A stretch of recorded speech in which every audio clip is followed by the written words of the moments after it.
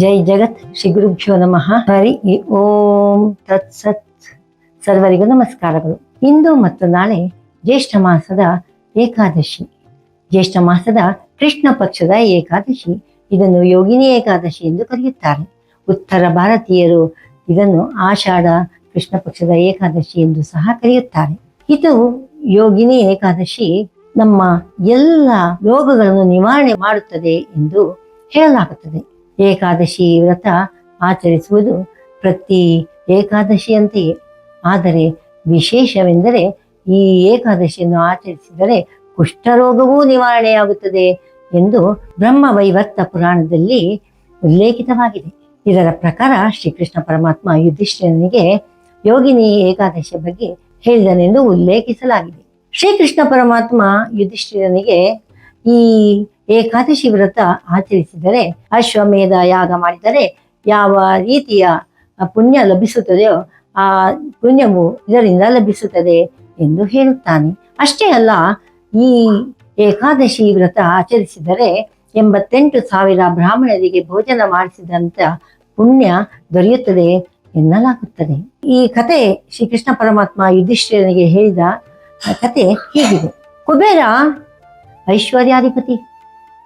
ಅವನು ಅಲಕಾಪುರಿಯ ರಾಜ. ಅವನು ಪರಮ ಶಿವಭಕ್ತ. ಪ್ರತಿನಿತ್ಯ ವಿಶೇಷ ಹೂಗಳಿಂದ ಶಿವನನ್ನು ಅರ್ಚನೆ ಮಾಡುತ್ತಿದ್ದ. ಅವನ ಪೂಜೆಗೆ ಅರ್ಚನೆಗಾಗಿ ಮಾನಸ ಸರೋವರದಿಂದ ಹೂವನ್ನು ತರಿಸುತ್ತಿದ್ದ. ಅದಕ್ಕಾಗಿ ಒಬ್ಬ ವಿಶೇಷ ತೋಟಗಾರನನ್ನು ನೇಮಿಸಿಕೊಂಡಿದ್ದ. ಅವನ ಹೆಸರು ಹೇಮಮಾಲಿ. ಹೇಮಮಾಲಿಯು ಪ್ರತಿನಿತ್ಯ ಮಾನಸ ಸರೋವರಕ್ಕೆ ಹೋಗಿ ಹೂಗಳನ್ನು ಸಂಗ್ರಹಿಸಿ ಕುಬೇರನಿಗೆ ತಂದುಕೊಡುತ್ತಿದ್ದ. ಕುಬೇರ ನಂತರವೇ ಶಿವಪೂಜೆ ಮಾಡುತ್ತಿದ್ದುದು.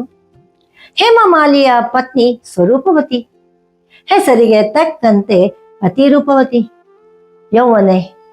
ಯಾವಾಗಲೂ ಹೇಮಮಾಲಿಗೆ ಅವಳದೇ ಚಿಂತೆ, ಅವಳ ಸಂಗವನ್ನೇ ನೆನೆಯುತ್ತಿದ್ದ. ಒಂದು ದಿನ ಮಾನಸ ಸರೋವರಕ್ಕೆ ಹೂವು ಸಂಗ್ರಹಿಸಲು ಹೋದವ ಹೆಂಡತಿಯ ನೆನಪಾಗಿ ಮನೆಗೆ ಹೋಗಿಬಿಟ್ಟ. ಕುಬೇರನಿಗೆ ಹೂವು ತಲುಪಲಿಲ್ಲ. ಅವನು ಹೆಂಡತಿಯ ಸಂಘದಲ್ಲಿ ಮೈಮರೆತ. ಇತ್ತ ಕುಬೇರ ಶಿವಪೂಜೆಗೆ ಹೂವು ಬರದಿದ್ದುದರಿಂದ ಕೋಪಗೊಂಡು ಇನ್ನೊಬ್ಬ ಸೇವಕನನ್ನು ಅವನು ಎಲ್ಲಿದ್ದಾನೆ, ಏನು ಮಾಡುತ್ತಿದ್ದಾನೆ ನೋಡಿಕೊಂಡು ಬರಲು ಕಳುಹಿಸಿದ. ಸೇವಕ ಬಂದು ನೋಡುತ್ತಾನೆ, ಹೇಮಮಾಲಿ ಹೆಂಡತಿಯ ಜೊತೆ ರಮಿಸುತ್ತಿದ್ದಾನೆ. ಅವನು ಹಿಂದಿರುಗಿ ಕುಬೇರನಿಗೆ ಈ ವಾರ್ತೆಯನ್ನು ತಿಳಿಸುತ್ತಾನೆ. ಕುಬೇರ ಇನ್ನಷ್ಟು ಕೋಪಗೊಂಡು ಅವನನ್ನು ಕರೆತರಲು, ತನ್ನ ಬಳಿಗೆ ಕರೆತರಲು ಸೇವಕರನ್ನು ಕಳುಹಿಸುತ್ತಾನೆ. ಸರಿ, ಹೇಮಮಾಲಿ ಬರುತ್ತಾನೆ. ಹೇಗೆ ಬರುತ್ತಾನೆಂದರೆ ಭಯಗೊಂಡಿರುತ್ತಾನೆ. ಕರ್ತವ್ಯ ಚ್ಯುತಿಯಾಗಿದೆ. ಏನು ಮಾಡುತ್ತಾನೋ ಕುಬೇರ ಎಂಬ ಭಯದಲ್ಲಿ ಕುಬೇರನ ಮುಂದೆ ನಿಲ್ಲುತ್ತಾನೆ. ಕುಬೇರನಿಗೆ ಕೋಪ ಹೆಚ್ಚುತ್ತದೆ. ಅವನು ಹೇಮಮಾಲಿಗೆ ಶಾಪ ನೀಡುತ್ತಾನೆ. ನೀನು ಕುಷ್ಠ ರೋಗಿಯಾಗಿ ಭೂಲೋಕದಲ್ಲಿ ಅಲೆಯುತ್ತಿರು, ಕಾಡು ಮೇಡು ಎನ್ನದೆ ಅಲೆಯುತ್ತಿರು ಎಂಬ ಶಾಪ ನೀಡುತ್ತಾನೆ. ಸರಿ, ಹೇಮಮಾಲಿ ಭೂಲೋಕಕ್ಕೆ ಬರುತ್ತಾನೆ. ಅಲ್ಲಿ ಕಾಡು ಮೇಡು, ಚಳಿ, ಬಿಸಿಲು, ಮಳೆ ಅನ್ನದೆ ಅಲೆದಾಡುತ್ತಿರುತ್ತಾನೆ. ಹೀಗಿರಲಾಗಿ ಒಮ್ಮೆ ಹಿಮಾಲಯ ಶ್ರೇಣಿಯಲ್ಲಿ ಅಲೆದಾಡುತ್ತಿರುವಾಗ ಮಹರ್ಷಿ ಮಾರ್ಕಂಡೇಯರ ದರ್ಶನವಾಗುತ್ತದೆ. ಮಾರ್ಕಂಡೇಯರು ಇವನ ಈ ದುಸ್ಥಿತಿಗೆ ಕಾರಣವೇನೆಂದು ಕೇಳುತ್ತಾರೆ. ಇವನು ತನ್ನ ದುರದೃಷ್ಟವನ್ನು, ತಾನು ಮಾಡಿದ ತಪ್ಪನ್ನು ಹೇಳಿಕೊಳ್ಳುತ್ತಾನೆ. ಕುಬೇರನಿಂದ ತಾನು ಶಾಪಗ್ರಸ್ತನಾದ ಬಗೆಯನ್ನು ತಿಳಿಸುತ್ತಾನೆ ಹಾಗೂ ಇದಕ್ಕೊಂದು ಪರಿಹಾರ ತಿಳಿಸಲು ಕೇಳಿಕೊಳ್ಳುತ್ತಾನೆ. ಮಾರ್ಕಂಡೇಯ ಋಷಿಗಳು, ನೀನು ಯೋಗಿನಿ ಏಕಾದಶಿ ವ್ರತ ಆಚರಿಸಿದರೆ ಈ ರೋಗದಿಂದ ಮುಕ್ತಿ ಪಡೆಯಬಹುದು ಎಂದು ಹೇಳುತ್ತಾರೆ. ಹೀಗಿರಲಾಗಿ ಈ ಕುಷ್ಠರೋಗದಿಂದ ಮುಕ್ತಿ ಪಡೆಯಲು ಹೇಮಮಾಲಿಯು ಯೋಗಿನಿ ಏಕಾದಶಿ ಎಂದು ಕಟ್ಟುನಿಟ್ಟಾಗಿ ವ್ರತ ಮಾಡಿ ಮಾಧವನನ್ನು ಪೂಜಿಸಿ ಹರಿಕೃಪೆಗೆ ಪಾತ್ರನಾಗಿ ಅವನ ರೋಗದಿಂದ ಮುಕ್ತಿ ಪಡೆಯುತ್ತಾನೆ. ನಂತರ ದೃಢವಾದ ಆರೋಗ್ಯಕರ ದೇಹವನ್ನು ಪಡೆಯುತ್ತಾನೆ. ಪುನಃ ಅಲಕಾಪುರಿಗೆ ಹಿಂತಿರುಗುತ್ತಾನೆ. ತನ್ನ ಹೆಂಡತಿ ಸ್ವರೂಪವತಿ ಜೊತೆ ಬಹುಕಾಲ ಸುಖವಾಗಿ ರಾಜನಿಗೆ ನಿಷ್ಠೆಯಿಂದ ಕೆಲಸ ಮಾಡುತ್ತಾ ಸುಖವಾಗಿರುತ್ತಾನೆ. ಇದು ಯೋಗಿನಿ ಏಕಾದಶಿ ವ್ರತದ ಕಥೆ. ಇನ್ನು ಏಕಾದಶಿ ಆಚರಣೆ ಬಗ್ಗೆ ಪ್ರತಿ ಸಲದಂತೆ ಇಂದು ಸಹ ಈಗಲೂ ಸಹ ಬೆಳಗ್ಗೆ ಎದ್ದು ಶುಚಿರ್ಭೂತರಾಗಿ ಮಾಧವನ ಪೂಜೆ ಮಾಡಬೇಕು. ವಿಷ್ಣು ಹರಿ ದಿನ ಎಂದುತ್ತಾರೆ, ಆದ್ದರಿಂದ ವಿಷ್ಣುವಿನ ಪೂಜೆ ಮಾಡಬೇಕು ಎಂದು ಪೂಜೆಗೆ ಬಿಳಿ ಅಥವಾ ಹಳದಿ ಹೂಗಳನ್ನು ಆಯ್ದುಕೊಳ್ಳಬೇಕು. ಯಾವುದೇ ಕಾರಣಕ್ಕೂ ಕೆಂಪು ಹೂಗಳನ್ನು ವಿಷ್ಣುವಿಗೆ ಅರ್ಪಿಸಬಾರದು.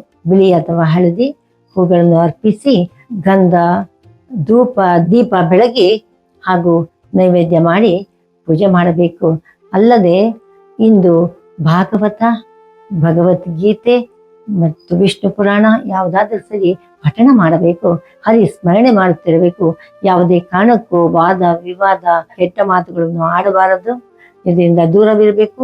ಮದ್ಯ, ಜೂಜು, ಮಾಂಸಾಹಾರದಿಂದ ದೂರವಿರಬೇಕು. ಅಲ್ಲದೆ ರಾಜಸ ಮತ್ತು ತಾಮಸ ಪದಾರ್ಥಗಳನ್ನು ಉಪಯೋಗಿಸಬಾರದು. ಹಿಂದಿನ ದಿನ ಅಂದರೆ ನಾಳೆ ಏಕಾದಶಿ ಆಚರಿಸುವವರು ಇಂದು ದಶಮಿಯ ದಿನ ರಾತ್ರಿ ಲಘು ಆಹಾರ ಸ್ವೀಕರಿಸಬೇಕು. ಯಾವುದೇ ಕಾರಣಕ್ಕೂ ಪೂರ್ಣ ಧಾನ್ಯವನ್ನು ಉಪಯೋಗಿಸಬಾರದು. ಅದನ್ನು ಒಡೆದು ಅಥವಾ ಬೀಸಿ ಹಿಟ್ಟು ಮಾಡಿ ಉಪಯೋಗಿಸಬೇಕು. ಏಕೆಂದರೆ ಏಕಾದಶಿಯ ದಿನ ಪೂರ್ಣ ಆಹಾರದಲ್ಲಿ ಕಲಿ ಬಂದು ಅಂದರೆ ಕಲಿಯ ಪ್ರವೇಶವಾಗಿರುತ್ತದೆ. ಆದ್ದರಿಂದ ಯಾವುದೇ ಕಾರಣಕ್ಕೂ ಉಂಡೆ, ಅಕ್ಕಿಯನ್ನು ಉಪಯೋಗಿಸಬಾರದು. ಇನ್ನು ಬೆಳಗ್ಗೆ ಏಕಾದಶಿ ವ್ರತ ಆದ ಮಾರನೇ ದಿನ ದ್ವಾದಶಿ ಎಂದು ಪಾಲನೆ ಮಾಡಬೇಕು. ಏಕಾದಶಿ ಹಾಗೂ ದ್ವಾದಶಿ ಎಂದು ಯಾವುದೇ ಕಾರಣಕ್ಕೂ ಹಗಲಿನಲ್ಲಿ ಮಲಗಬಾರದು. ಮತ್ತು 2 ದಿನಗಳು ತಾಮಸ ಆಹಾರಗಳಾದ ಈರುಳ್ಳಿ, ಬೆಳ್ಳುಳ್ಳಿ, ನುಗ್ಗೆಕಾಯಿ, ಸೋರೆಕಾಯಿ ಇವುಗಳನ್ನು ಉಪಯೋಗಿಸಬಾರದು.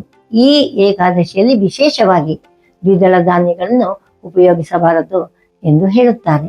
ಈ ರೀತಿಯಾಗಿ ಏಕಾದಶಿ ವ್ರತವನ್ನು ಆಚರಿಸಿ ಉಪವಾಸ, ಉಪ ಎಂದರೆ ಹತ್ತಿರ, ವಾಸ ಎಂದರೆ ವಾಸ ಮಾಡುವುದು, ಶ್ರೀಹರಿಯ ಬಳಿಯಲ್ಲಿ, ಉಪವಾಸ ಎಂದರೆ ಶ್ರೀಹರಿಯ ಬಳಿಯಲ್ಲಿ ವಾಸ ಮಾಡುವಂತೆ ಚಿಂತಿಸುತ್ತಾ, ಅವನ ಚರಿತ್ರೆಯನ್ನೇ ಚಿಂತಿಸುತ್ತಾ, ಅವನ ಧ್ಯಾನದಲ್ಲೇ ಕಳೆದು ನಾವು ಕೃತಾರ್ಥರಾಗೋಣ. ನಮ್ಮಲ್ಲಿರುವ ಎಲ್ಲ ದೋಷಗಳ ನಿವಾರಣೆಯಾಗಿ ನಾವು ಸದೃಢರಾಗಿ ಆರೋಗ್ಯವಂತರಾಗಿ ಬಾಳುವಂತಾಗುತ್ತದೆ. ಶ್ರೀ ಕೃಷ್ಣಾರ್ಪಣಮಸ್ತು. ಧನ್ಯವಾದ. ಹರಿ ಓಂ ತತ್ಸತ್.